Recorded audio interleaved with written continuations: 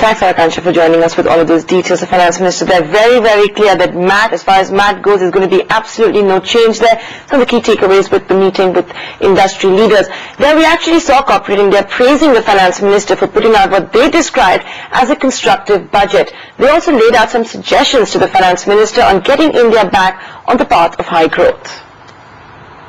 We would like you to consider offering the investment allowance at 15% for all projects that involve investment in plant and machinery.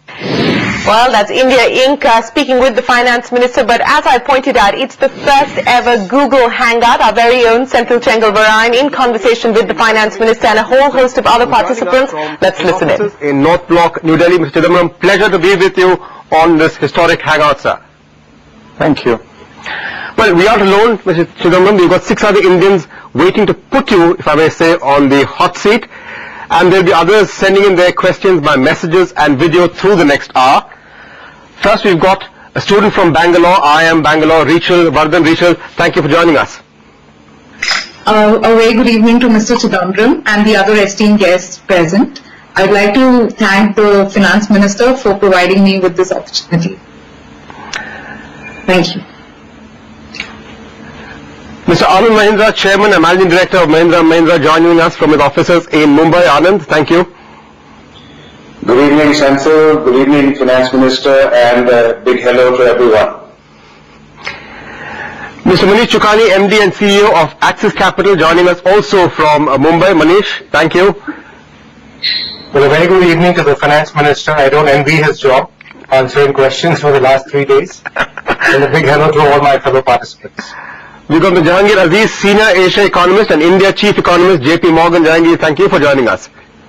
Good evening, FM, and thank you for the invitation. We've got Ms. Kala Kudva, she's a homemaker from Bengaluru. Kala, thank you so much for joining us. Yeah.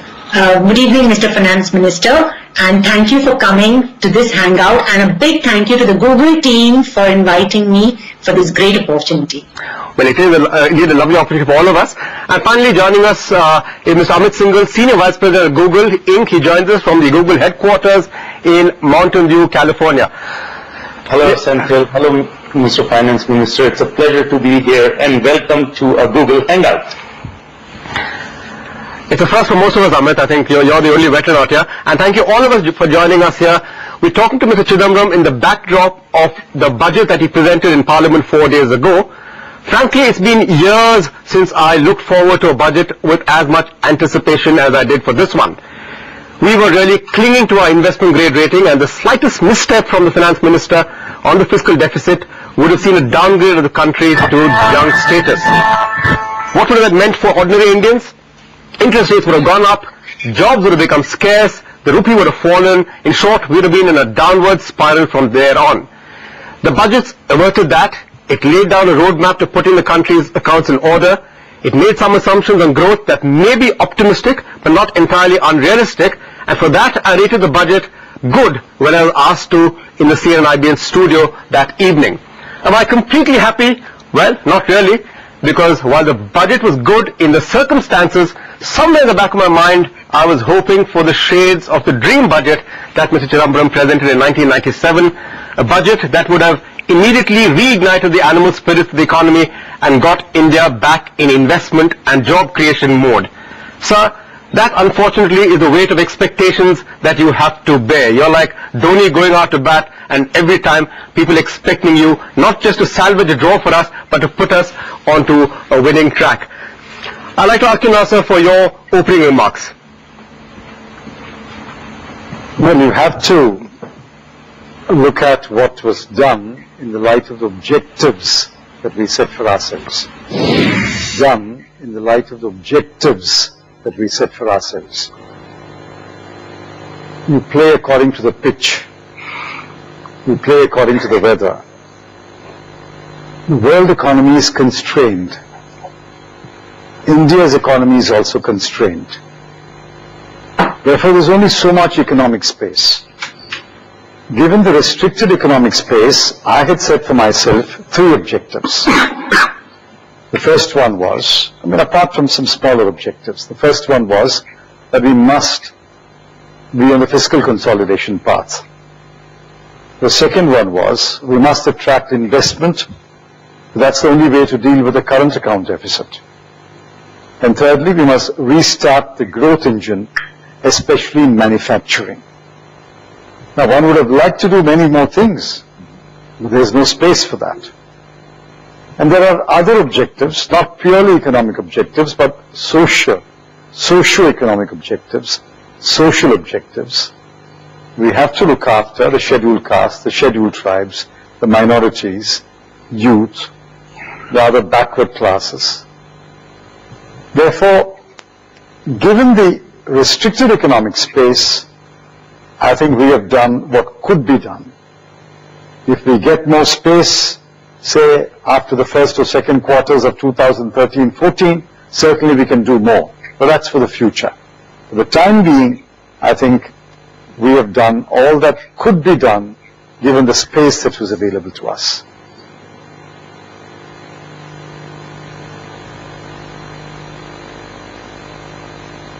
Youth of India looking for from the Finance Minister. Has this budget met? No, we cannot hear you. I'm sorry, yeah. Thank you, Mr. Finance Minister, for that. Let me get to Rachel Varadhan. Rachel joins us from Bangalore. She's a student at IIM Bangalore. Rachel, what has the budget meant for you? What has it meant for the youth of this country? Has it met your aspirations? What would you like to ask the Finance Minister? Youth of this country, has it met your aspirations? What would you like to ask the Finance Minister? Good evening once again, sir. Firstly, I would like to take this opportunity to appreciate the concerns that were shown towards the women's safety and empowerment that were highlighted in the union budget. I personally feel that the 1,000 crore Nirbhaya Fund and the All Women's Bank have a potential to be game-changing initiatives in the next few years. However, while I was going through your budget speech, I could not come across any specific implementable measures which would help address these concerns. So could you please tell us a bit more about the specific programs that these funds will cater to regarding the women's safety and empowerment? Thank you. See, these are ideas which have to be fleshed out. These are ideas that emerge in discussions with the Prime Minister and a close circle of advisors. This is not shared with too many people before it's announced. We have put away 1,000 crore rupees. And we will now work with other ministries and departments of government which are concerned about women and women's welfare. We will work with NGOs, and then we'll try to find how this money can be used in order to enhance the security for women and the empowerment of women who enter public places, public spaces. I think that's important. That's the purpose of this fund. On the Women's Bank, I've done a lot of homework on that. We are going to start with a headquarters and at least 6 branches in the 6 regions of India. We should be able to do all the preparatory work by October, and we should be able to inaugurate the bank in November. But that's entirely within the Ministry of Finance. It's between the Ministry of Finance and the Reserve Bank of India. So I think things are under my control there, and we should get the bank going in November. But many of the other ideas too are ideas which are announced in the budget which have to be fleshed out. In fact, I've already sent a note to the Prime Minister requesting him to begin to take crucial interministerial meetings in some areas. In some other areas, the Cabinet Secretary will take a meeting of the secretaries, and in other areas which fall within the Ministry of Finance, I will begin to take meetings. So we want to do all the preparatory work in March and say early April, so that implementation will begin in right earnest by April.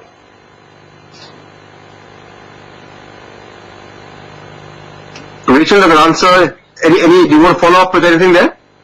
No, I think that answered my question. Thank you. Okay. Thank you. Anand, if I can come to you, a little while ago when I was listening to the Finance Minister talking to industrialists, the question that he asked was, he wanted to know why industry is still shy of investing. So maybe you could tell us why industry is still shy of investing, but that's an answer he'd like to have, and then go ahead and ask your question. If I could take the liberty of flipping the order, I'd like to start with the question first, Senthil, because it's a big picture question and related to something you said earlier. Mr. Chidambaram, an important priority for this budget was to show that there was a competent and firm hand in charge of the finances of the country. And frankly, from that point of view, I think you succeeded in this budget beyond any doubt. You certainly demonstrated that. But however, post the budget, there was a refrain that more was needed. I recall at Davos, a mutual friend, Lionel Barber of the Financial Times, mentioned to me that what was needed to be done by businessmen and the government was to put India back on the global agenda. We were simply not part of the conversation. And arguably the budget is such an opportunity to send these signals. But the critics have said that this was a non-event. Now you could answer that in two ways and say that, well, a non-event, no-nonsense budget was exactly what was required and has a longer-term effect. Or you could say there was in fact a big bang concealed inside your budget, we just weren't reading the signals correctly. Which answer would you give, or is there a third answer altogether? No country in the world that I know is talking about a big bang. Is there a big bang coming out of the US? Is there a big bang coming out of Europe? Please remember the Eurozone is in recession. Germany has contracted in the last quarter. The UK has contracted in the last quarter. Italy is in a tailspin. Japan is stagnating. From the US you get good news one week and bad news another week. There's no big bang anywhere in the world. We can't invent a big bang. What we're trying to do is stabilize our economy, like many other countries are stabilizing their economies, and get the growth engine started. And as I said in the budget speech, if we grow at 6% and above next year, 2013-14, we'll be the second fastest growing economy in the world. So I think these big bangs may make for good media, good theater, but there's really no big bang anywhere in the world in 2013. If I may come back on the question Senthil asked me about investment. All of us businessmen want to invest. That's how you make money. That's how you earn a living. We want to believe. And we're in this classical situation of waiting for some kind of trigger to believe again. There is a very strong body of opinion that believes that if the RBI follows up on this budget by lowering interest rates, it will be that signal. But Mr. Finance Minister, you will recall at the pre-budget meeting I talked also about process versus content. Or you could say a little element of theatricality, to use your phrase about theatre. Perhaps I could ask that even when you talk, for example, about disinvestment, it was mentioned in pure math terms about what your target was, about 40,000 crores. But maybe could there have been more theatre about how you would go about doing it? Could there have been little more articulation about going out and perhaps evangelizing retail investors who would, and restarting, for example, an equity cult again? A little more about that process might have helped, but you restrained yourself. And in all areas you gave targets, but moved back from that element of theatre that might have created that trigger for us. You see, in 2012-13, after I took over, every single disinvestment has been a success. Every single one. I started with about 2,000 or 3,000 crore, and we'll end the year with 24,000 crore. For the next year, I have lined up the list of companies which will be disinvested in. I know exactly which company, what amount. We have even a sequence laid out. So we will raise 40,000 crore. It's work in progress. It's a workman-like division of the Ministry of Finance. There is no occasion to make a theatre out of that, because this is simply disinvesting one after another. The first disinvestments will start in April. In fact, we have 3 coming up in March for this year, and the first disinvestments will start in April. So I hope to collect my 40,000 crore. I didn't think that merited theatre in the budget speech. But if you want to know, or we can always find another occasion where we can get all these companies on stage and have a little theatre there. But I think we will raise 40,000 crore. I will advocate that, sir. You are a poet. You quoted some poetry, so you have a very strong right brain in you. I would look forward to that little bit of theatre. I think it might put us over the tipping point and we start investing again. And if I may add, we've got another 14,000 crore lined up where we will sell the residual stake of government and non-government companies. SUTI has 3 companies. There are a couple of other companies. The residual stake of government means very little. We don't have control. We don't have a stake in the management. We don't wish to have control. That stake is there for many years. So some of that will be disinvested too, or sold, the right word, and we will expect to raise 14,000 crore. And if I raise 54,000 crore in one financial year, that's a success by any standard. Amen to that. Thank you. Thank you, Anand. Manish, the question naturally leads down to you. 40,000 crores, the finance minister is confident. What would you advise him about? How would you advise him how to go about it? Since that's your job, and your question to the finance minister. Well, first of all, let me just say the capital markets are great admirers of the finance minister, and he taught us how to dream. With tearing up the rule books in the early 90s and then setting the path for direct taxes and ASEAN level taxation.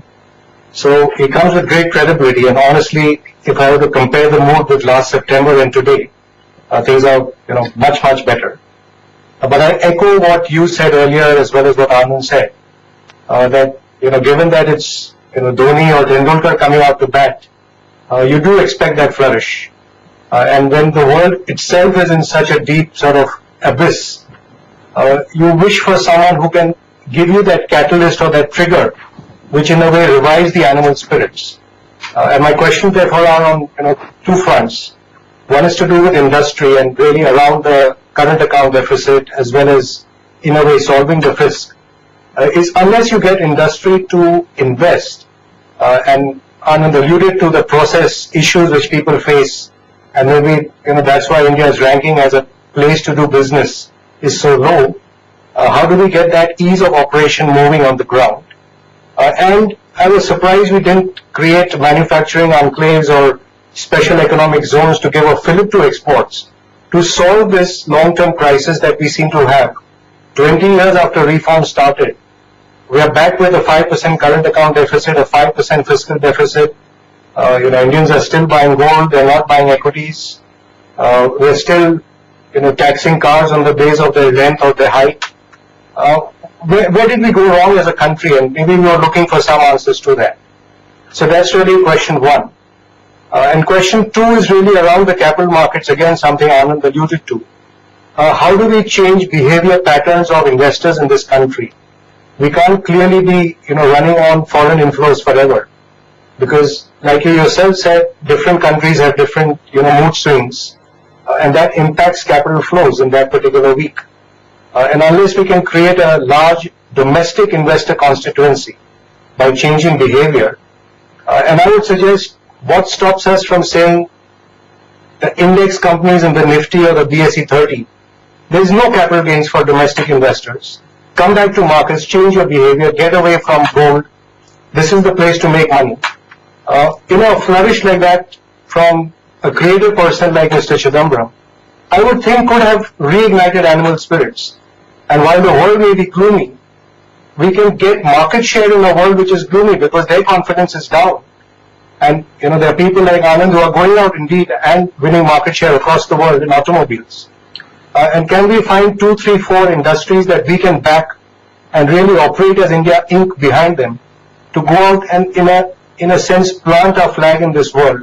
Okay, so it's really from lack of confidence. suggestions and questions for you, sir. You see, where did we go wrong? We have not gone wrong anywhere. The world economy since 2008 has been in deep trouble. And since we are part of the world economy, we're affected. We did pretty well in 2008 to stem the slide.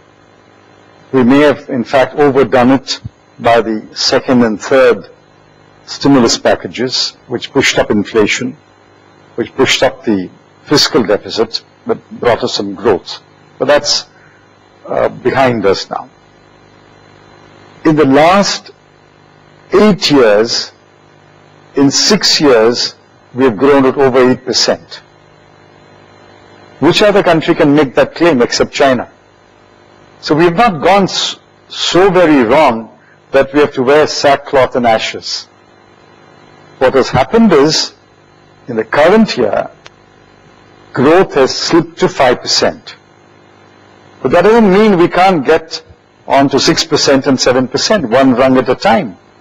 And I'm confident we'll get to 6% next year and 7% the year after. Our potential is 8%. We are aiming at 9%. Therefore, I don't think anything has gone terribly wrong. But since things have gone wrong, there are some matters which have to be fixed. The first is the fiscal deficit, and I've spoken about it. The second is the current account deficit.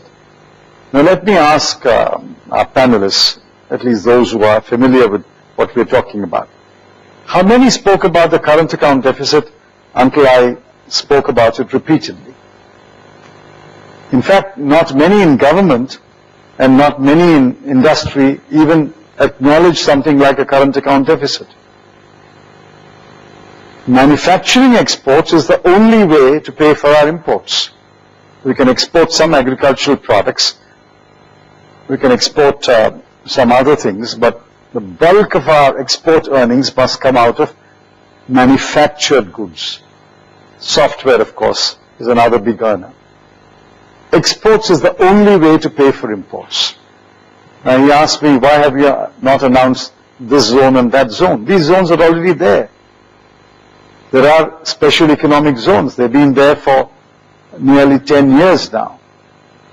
There are the new manufacturing zones, which the Commerce and Industry Minister announced a couple of years ago. There are 4 new zones for chemicals and petrochemical industry. Simply announcing them doesn't mean the zones will come in place. The zones are there. We have to ensure that people come and set up factories and begin to manufacture. My job is to ensure that people get in and manufacture, invest in manufacturing, which is why we gave that investment allowance. It's an old idea, but that had been put on the shelf for many years.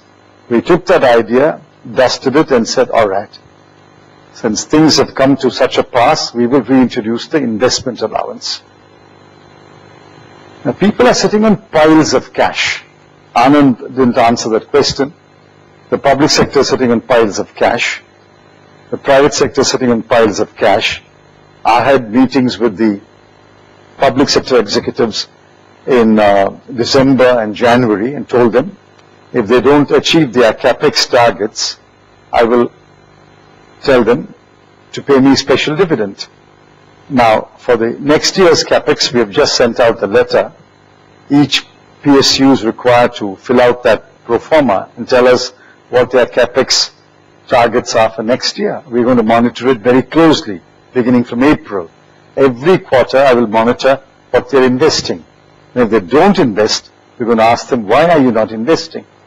We're going to hold the CMD to account. So we are going to closely follow the manufacturing sector, both in the private sector and the public sector. I'm going to meet with individual business houses to ask them what their capex plans are. So I think they're doing everything possible to restart manufacturing, to restart the growth engine. Now the second suggestion that he made, well, that's a very, if I may say, narrow partisan interest. Why should capital gains not be taxed? It's another form of income. If salaries can be taxed, if professions can be taxed, earnings from professions can be taxed. In fact, even some kinds of agricultural income are indirectly taxed by clubbing it with your non-agricultural income.